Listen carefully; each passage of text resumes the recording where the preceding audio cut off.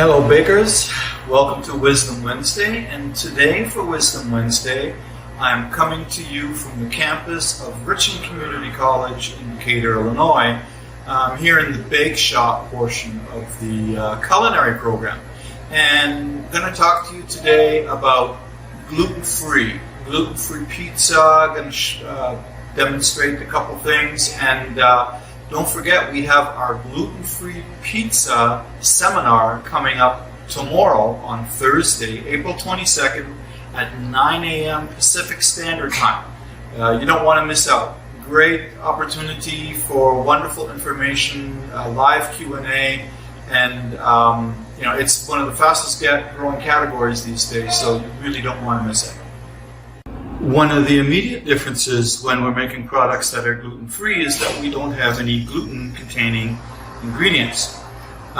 Therefore, we really do not need a dough hook to knead it unless it were an extremely stiff type of product for some reason.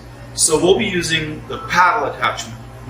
And I'm using some whey protein concentrate from Arla Foods.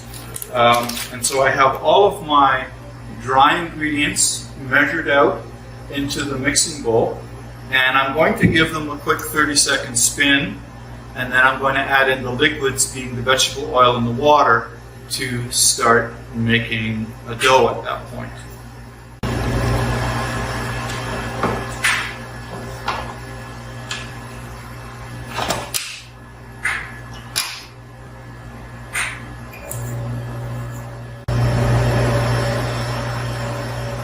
I'm going to drizzle in my vegetable oil.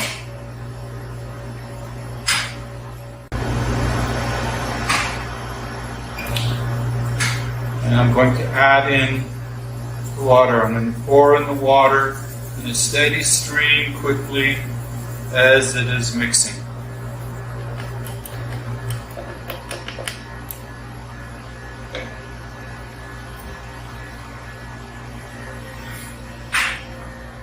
Now we have to mix for 2 minutes on slow and take my lead from my friend Oprah, and I'll do a little dance. Have a little fun. After 2 minutes on low speed, 2 minutes on medium, plenty of dancing in between, we have a nice homogeneous dough, and I'm going to pull this out of the mixer. You can see it sticks to the paddle, and it looks like a medium hydration dough. It has a little bit of extensibility to it, not like you can flip it up in the air to make pizzas, but it has some extensibility and has a nice, soft plasticine-like medium dough hydration, like a 60% hydration texture to it. And so I'm going to get all this out of the mixer, scrape it out, and now we are going to bulk ferment this for a good 30 to 40 minutes, and I'm using a fermentation cabinet or proofer, and so it depends on your environment. If you don't have a warm room or fermentation cabinet, you might need to let it proof a little bit longer. Little quick tip, Profi tip is I'm using a container to put my dough into proof it, and I use some pan release to spray the container lightly and place it in there, so now it will release very easily without anything sticking to the container. And so we'll come back and have a look at this when it's ready to roll out.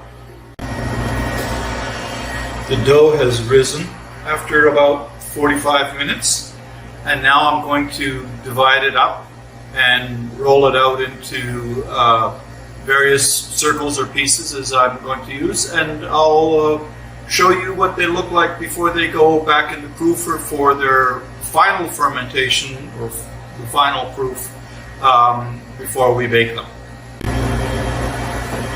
And you can see I'm rolling pizza dough by hand, and you can see it rolls out really well, quite easily. I don't have a sheeter, I'm rolling it by hand.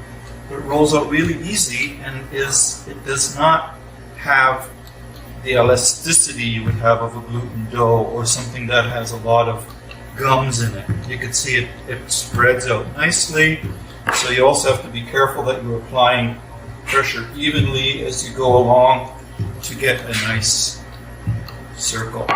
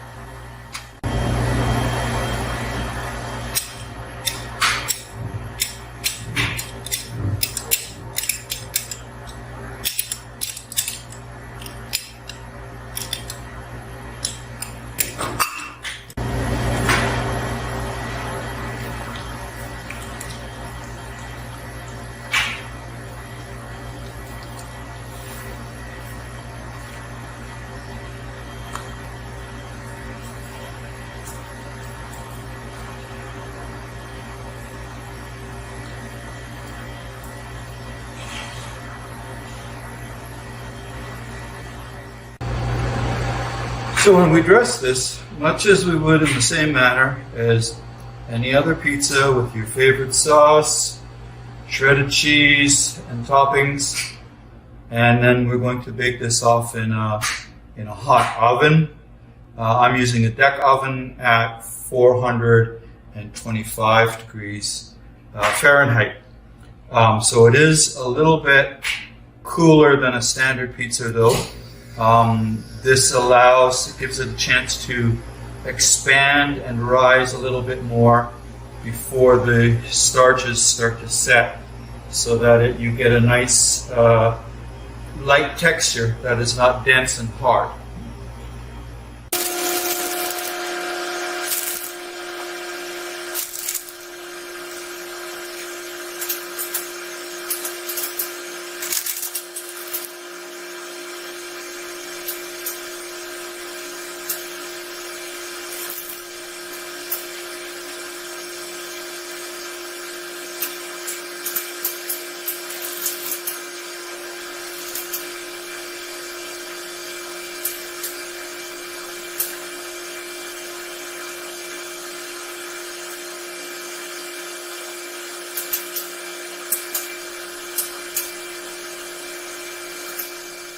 For the pre-baked crust, I'm just going to moisten it with a little bit of water and bake it off to get it fully cooked through, just enough so that it can always be dressed later with ingredients. This is especially good if you're using very high moisture ingredients, that if you're not cooking them, like say spinaches or things like that. And so then you can dress that onto the pre-cooked crust so that the crust stays a little crisper that way and doesn't become soggy. And so we'll have a look at these pizzas when they're done. In the last 5 minutes of baking, I will dress them with crispy fried onions and return them back to the oven for a moment just to finish them off. And we'll see, it's really delicious that way. That way the onions don't burn and they stay crispy, and adds a really nice flavor and texture to everything. And the pizzas are baking in the oven.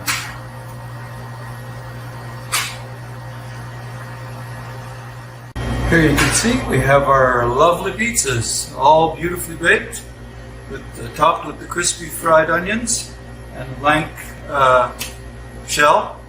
Nice color, nice gloss to it, and these are ready to be cut and sampled now.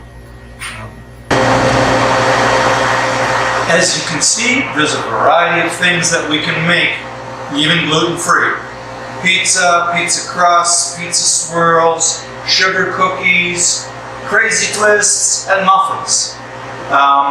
These are just some basic ideas to start with. And the key to successful gluten-free baking is select your ingredients. Make sure that it's not just starches, but things that are functional, like the whey protein concentrate from Arla Foods.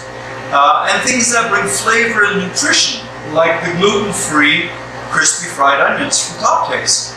And together with those things, you can make wonderful products. Here at the college, I've been handing out extras to the culinary students in training and others, and the reaction we get is they can't believe it's not gluten-free. So join us on Thursday, 9 a.m. Pacific Standard Time. Make sure you go to BAKERpedia.com/academy and sign up for the gluten-free seminar now, and you'll learn this and more. And we have more gluten-free seminars coming up in May as well. So that's your Wisdom Wednesday for today. Have a great Wednesday, everyone. Okay, now who's going to do my dishes for me while I dance?